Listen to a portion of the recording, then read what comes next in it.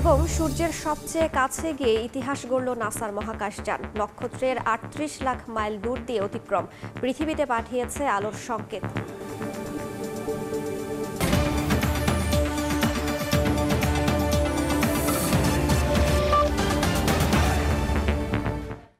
আন্তর্জাতিক সময়ের সঙ্গে আছে আমি রাইসা জান্নাত। যুদ্ধের প্রভাবে রাশিয়ায় ক্রমেই বাড়ছে নিত্য প্রয়োজনীয় জিনিসপত্রের দাম। এতে ছুটির মৌসুমে খরচ সামলাতে হিমশিম খাচ্ছেন সাধারণ মানুষ। বিশেষ করে নিম্ন আয়ের মানুষ সবচেয়ে বেশি বিপাকে পড়েছেন। একই সঙ্গে বাড়ি নির্মাণে খরচ বেড়ে যাওয়ায় বাড়ি ভাড়া নেয়ার প্রবণতা বাড়ছে রুশদের মধ্যে।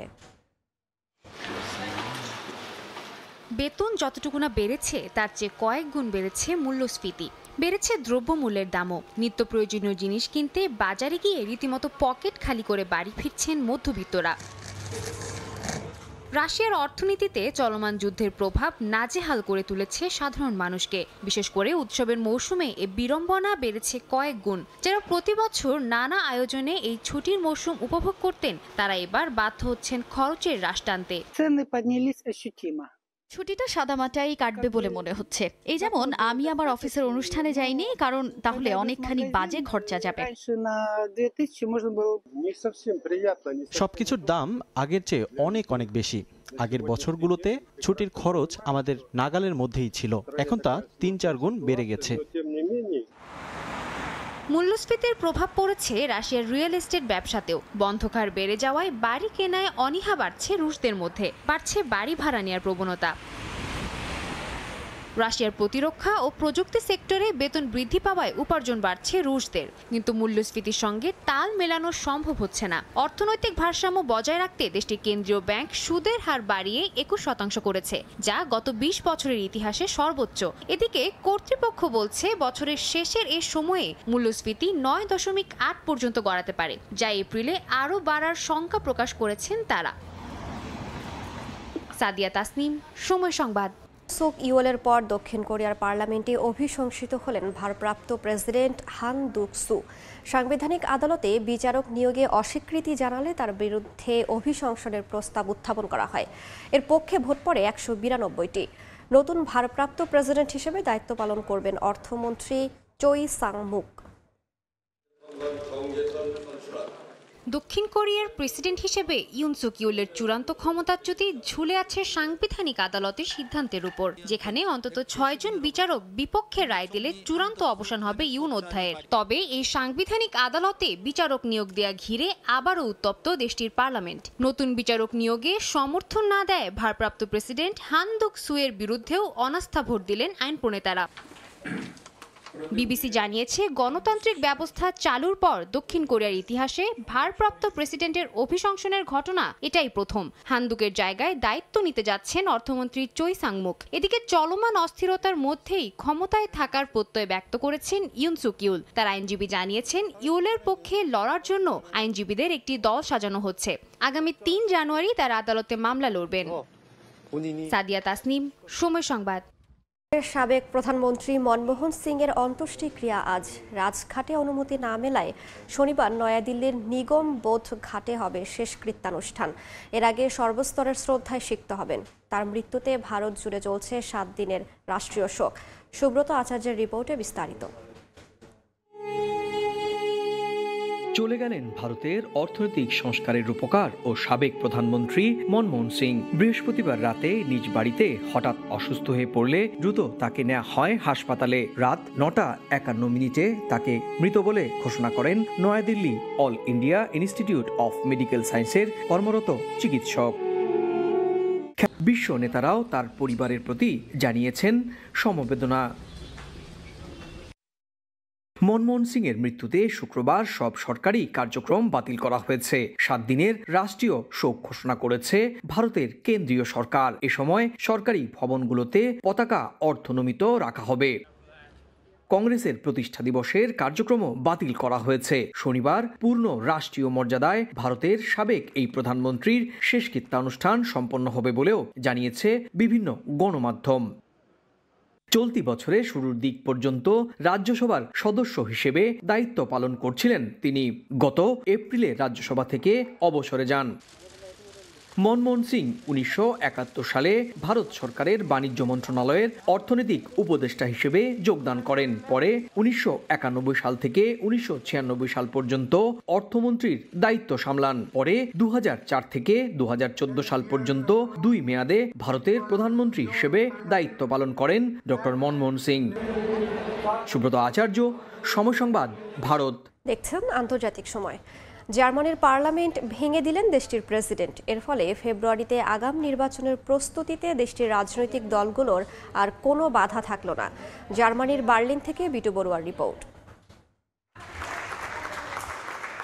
গত বেশ কিছুদিন ধরে জার্মানির সরকার ব্যবস্থা ও রাজনীতিতে অস্থিরতার বড় কারণ ছিল চ্যান্সেলর ওলাফ শলসের Social Democratic Party SPD, Green Party ও ফ্রি ডেমোক্রেটিক পার্টি বা এফডিপির সমন্বয়ে 3 দলের জোট সরকার ভেঙে যাওয়া। তারপরেই সংসদে আস্থা ভোটে শলসের হেরে যাওয়ায় সবার কাছে বিষয়টা একদম পরিষ্কার হয়েই যায় আগাম নির্বাচনের দিকে এগিয়ে যাচ্ছে জার্মানি।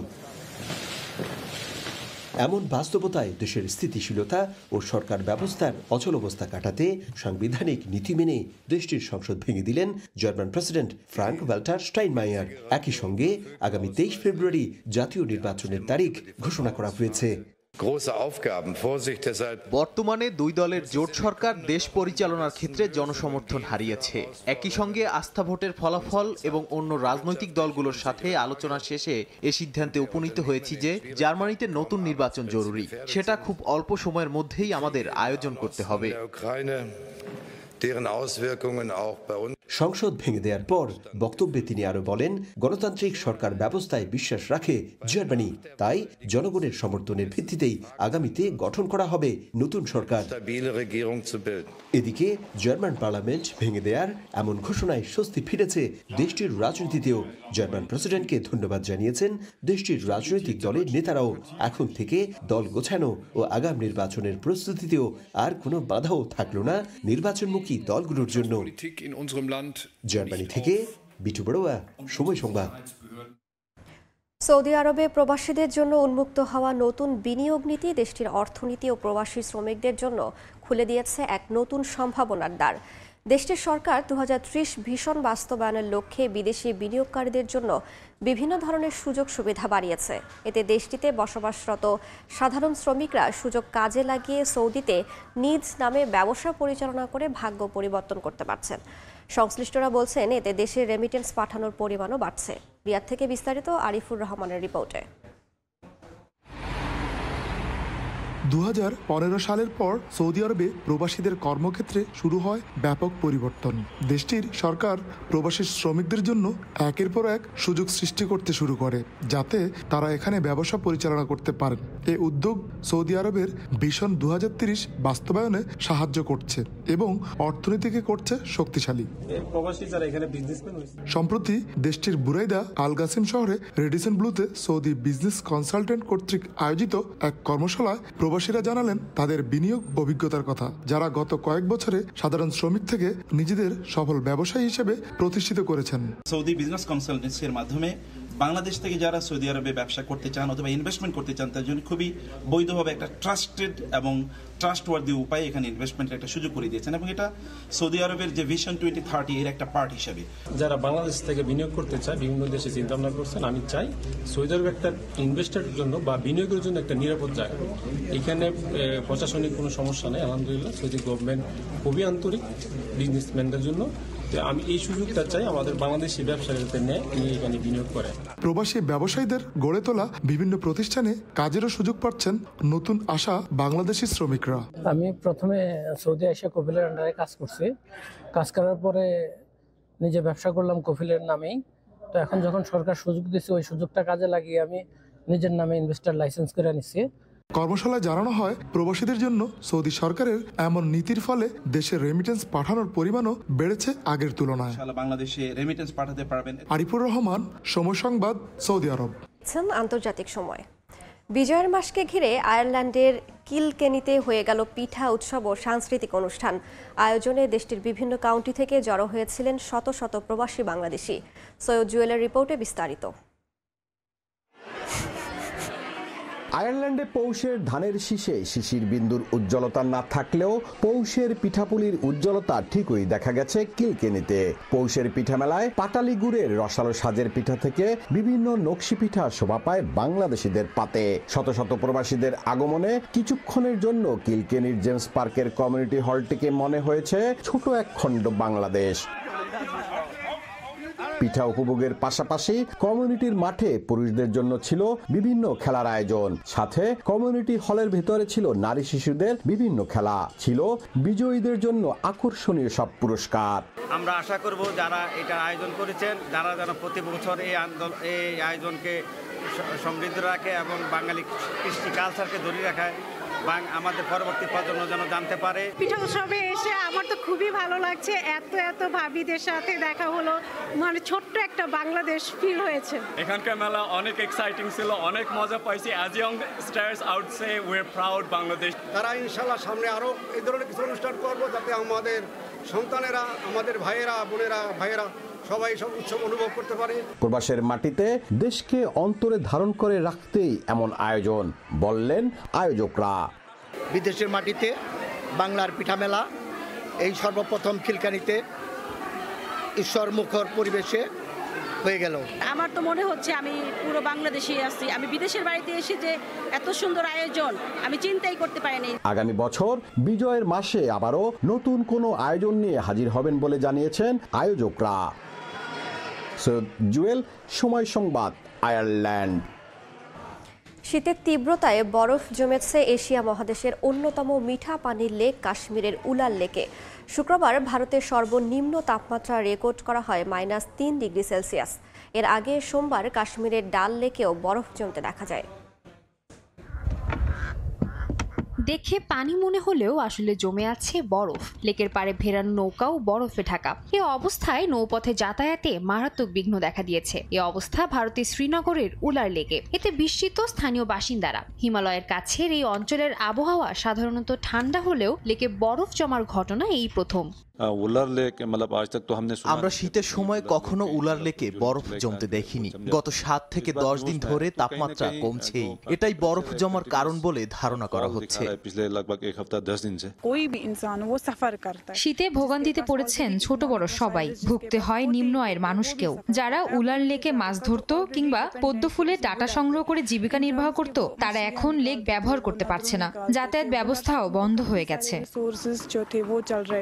তীব্র শীতে থমকে গেছে লেক নির্ভর জীবন। বেশি দিনের অবস্থা থাকলে মারাত্মক বিপাকে পড়তে পারেন স্থানীয়রা। আবহাওয়া দপ্তর জানিয়েছে শ্রীনগরের তাপমাত্রা 3.2 ডিগ্রি সেলসিয়াসে নেমে এসেছে, যেখানে কিছু কিছু জায়গায় তাপমাত্রা -3 ডিগ্রি পর্যন্ত রেকর্ড হয়েছে। এর আগে সোমবার কাশ্মীরের ডাল লেকেও একই দৃশ্যের দেখা মেলে, যেখানে তাপমাত্রা -7-এ নেমে আসে।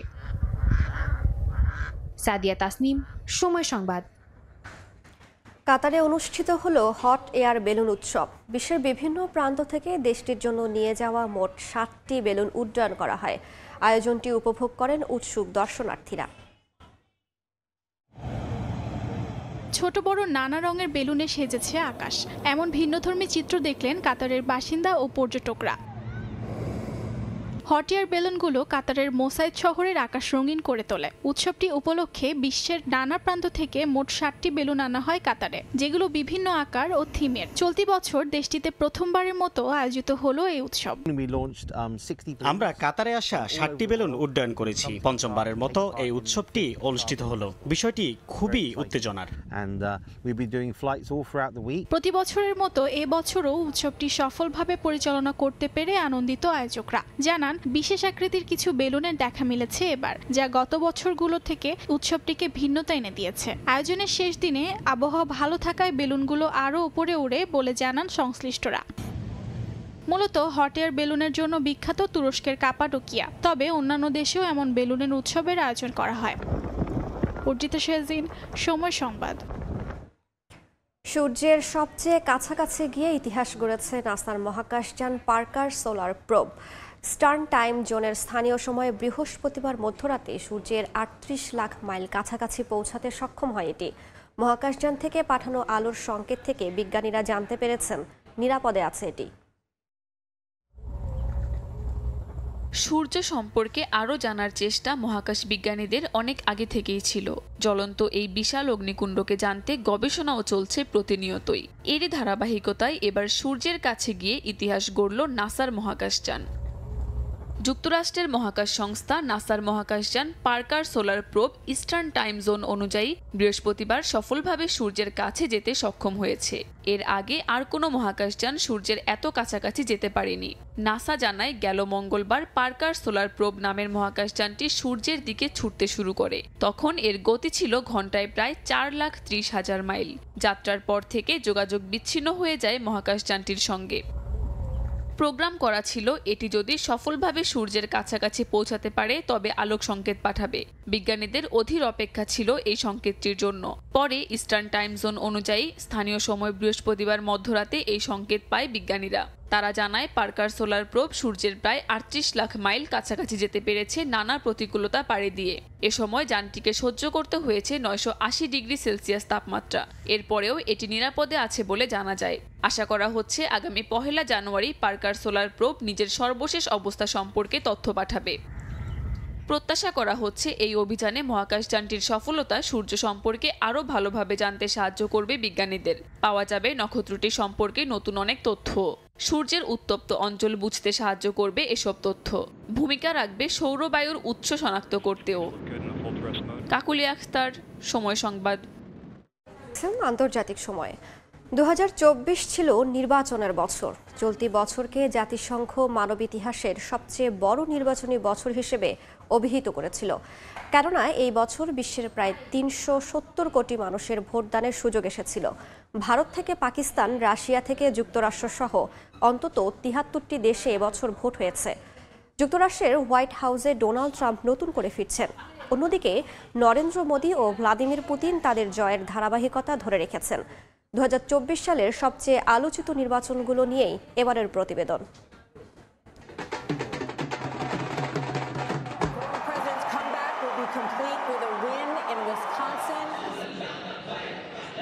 800 কোটি জনসংখ্যার এই পৃথিবীতে 2024 সালে নিজেদের মত প্রকাশ করেছেন অর্ধেক মানুষ।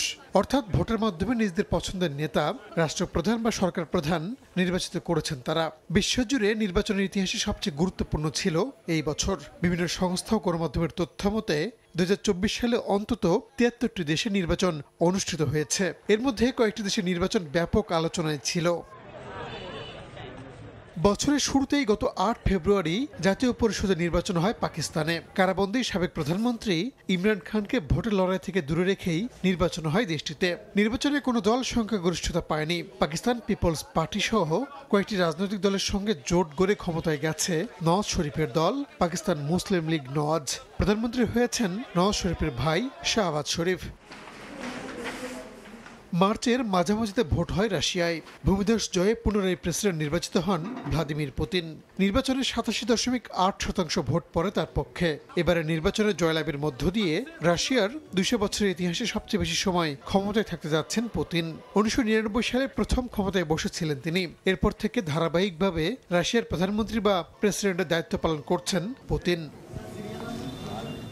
19 এপ্রিল থেকে শুরু হয় বিশ্বের সবচেয়ে বড় গণতান্ত্রিক দেশের ভোটের লড়াই। 7 দফায় হয় ভারতের লোকসভা নির্বাচনের ভোট গ্রহণ। কোনো রাজনৈতিক দল একক সংখ্যাগরিষ্ঠতা না পাওয়ায় জোট সরকার গঠন করে বিজেপি নেতৃত্বাধীন এনডিএ। টানা তৃতীয়বারের মতো প্রধানমন্ত্রী নির্বাচিত হন নরেন্দ্র মোদী। এবারের নির্বাচনে রাহুল গান্ধীর চমকে গতবারের চেয়ে বেশি আসন পায় কংগ্রেস। লোকসভার বিরোধী দলীয় নেতা হন সোনিয়া পুত্র। চলতি বছরের মাঝামাঝি সময়ে ব্রিটেনে ক্ষমতার হস্তান্তর ঘটে বেশ দ্রুততার সঙ্গে। যুক্তরাজ্যে অনুষ্ঠিত নির্বাচনে 412টি আসনে জয় পায় লেবার পার্টি। কনজারভেটিভ পার্টি পায় 121টি আসন। এই নির্বাচনের মধ্য দিয়ে যুক্তরাজ্যে টানা 14 বছর পর ক্ষমতা থেকে সরে যায় কনজারভেটিভ পার্টি। রাজা চার্লসের সঙ্গে সাক্ষাৎ করে প্রধানমন্ত্রী পদ থেকে সরে দাঁড়ান ঋষি সুনাক। পরে রাজার সঙ্গে দেখা করেন নতুন প্রধানমন্ত্রী কিয়ার স্টারমার। তাকে সরকার গঠন করার আমন্ত্রণ জানানো হয়। বাকিংহাম প্যালেস থেকে ফিরেই মন্ত্রিসভা গঠনের কাজ শুরু করেন লেবার পার্টির এই নেতা। ইরানে নির্ধারিত সময়ে আগামী বছরের জুনে প্রেসিডেন্ট নির্বাচন হওয়ার কথা ছিল, কিন্তু গত ১৯ মে ইব্রাহিম রাইসি এক হেলিকপ্টার দুর্ঘটনায় মারা গেলে প্রেসিডেন্ট পদটি শূন্য হয়ে যায়। সংবিধান অনুযায়ী ৫০ দিনের মধ্যে নতুন নির্বাচনের আয়োজনের বাধ্যবাধকতা থাকায় প্রেসিডেন্ট পদে নির্বাচনের তারিখ ঘোষণা করে দেশটি। ইরানের প্রেসিডেন্ট নির্বাচনে নির্বাচিত হন সংস্কারপন্থী নেতা মাসুদ পেজেশকিয়ান। নির্বাচনের দ্বিতীয় দফা ভোটে কট্টরপন্থী সাইদ জালিলিকে পরাজিত করে সংস্কারপন্থী নেতা। শ্রীলঙ্কায় গণবিক্ষোভের মুখে রাজাপাকসে সরকারের পতনের পর অনুষ্ঠিত প্রথম নির্বাচনে যেতে ৫৫ বছর বয়সী অনুরা কুমারা দিশানায়কে নতুন প্রেসিডেন্ট নির্বাচিত হন। নির্বাচনে তিনি ন্যাশনাল পিপলস পাওয়ার নামে রাজনৈতিক জোটের নেতৃত্ব দেন। দলটিকে ভারতের প্রধান ভূরাজনৈতিক প্রতিদ্বন্দ্বী চীনের ঘনিষ্ঠ বলেই দেখা হয়। ভারত ও চীন দুই দেশই দীর্ঘদিন ধরে শ্রীলঙ্কার সঙ্গে কূটনৈতিক ও বাণিজ্যিক সম্পর্ককে অগ্রাধিকার দিয়ে আসছে। শ্রীলঙ্কার নতুন সরকার ভারত ও চীনের সঙ্গে কিভাবে ভারসাম্য বজায় রাখবে তা নিয়ে এরই মধ্যে প্রশ্ন দেখা দিয়েছে। বিশ্বব্যাপী এই নির্বাচনগুলোর মধ্যে নিঃসন্দেহে মার্কিন যুক্তরাষ্ট্রের নির্বাচন ছিল সবচেয়ে চমক জাগানিয়া। প্রথম নারী প্রেসিডেন্ট পাচ্ছে যুক্তরাষ্ট্র, এমন সব জরিপকে বুড়ো আঙ্গুল দেখিয়ে প্রেসিডেন্ট নির্বাচিত হন রিপাবলিকান প্রার্থী ডোনাল্ড ট্রাম্প। যুক্তরাষ্ট্রের ইতিহাসে ট্রাম্প একটি অনন্য রেকর্ড করেন। ১৩০ বছরেরও বেশি সময়ের মধ্যে ট্রাম্প হলেন হোয়াইট হাউসে ফিরে আসা প্রথম সাবেক প্রেসিডেন্ট। তাছাড়া তার বিরুদ্ধে ফৌজদারি মামলার রায়, নির্বাচনের আগে তাকে হত্যা চেষ্টা সহ নানা কারণে এই নির্বাচনের প্রতি বিশ্ববাসীর দৃষ্টি ছিল সবচেয়ে বেশি। রাহানুল রানা, সময় সংবাদ। সময় সংবাদ।